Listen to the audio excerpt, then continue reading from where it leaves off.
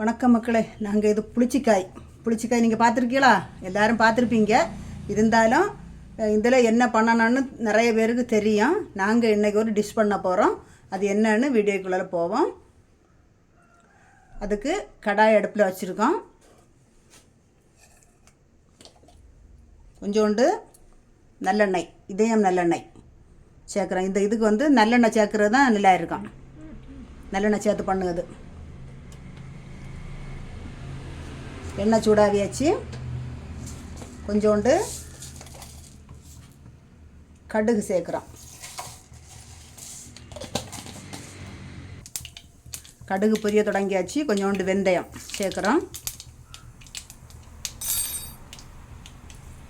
அதுக்கு கூட கொஞ்சோண்டு இஞ்சி, பூண்டு, பச்சை மிளகாய் இதுவெல்லாம் தட்டி வச்சுருக்கோம். பார்த்துருங்க.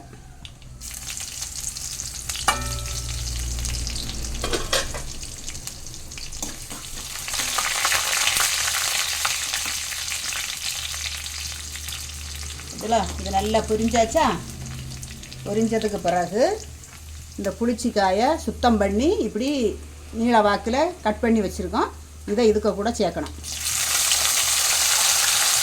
சேர்த்து இப்படி கிண்டி விடணும்.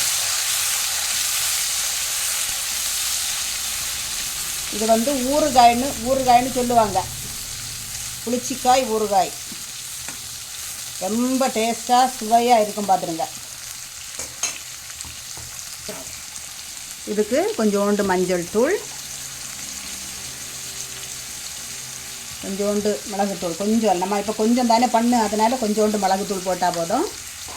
இதுக்கு கூட காயத்தூள், டீ காயம், கொஞ்சோண்டு காயத்தூள் போட்டிருக்கோம். போட்டுட்டு இனி வந்து இதில் உப்பு சேர்க்கணும். பாருங்க, இப்படி கிண்டி விட்டுட்டு தேவைக்கு கொஞ்சோண்டு உப்பு சேர்க்குறோம்.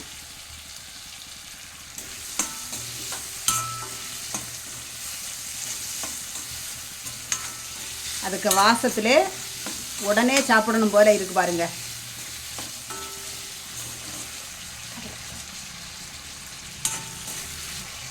கொஞ்சோண்டு கதிரப்பிலை சேர்க்குறோம். இதில் ஃபேவரேட் என்னென்னா, இது வந்து நல்லெண்ணெயில் பண்ணது தான் ரொம்ப முக்கியம். அதுதான் ரொம்ப ஃபேவரேட். அதனால தான் இந்த ஊறுகாய் வந்து சாப்பிட்றதுக்கு செம்ம டேஸ்ட்டாக இருக்கும். பாருங்க, சூப்பராட்டு. ஒரு 5 நிமிஷம் கூட ஆகலை. அதுக்கு முன்னாடி 2 நிமிஷத்தில் நம்ம பண்ணியாச்சு. பாருங்கள், சாப்பிட்றதுக்கு செம்ம டேஸ்ட்டாக இருக்குது. பாருங்கள், அழகாக இருக்குது.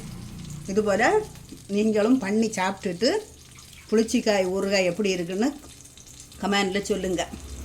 இது பிடிச்சிருந்தால் லைக் பண்ணுங்கள், ஷேர் பண்ணுங்கள், சப்ஸ்கிரைப் பண்ணுங்கள். வணக்கம். 2 நிமிஷத்தில் பண்ணக்கூடியது.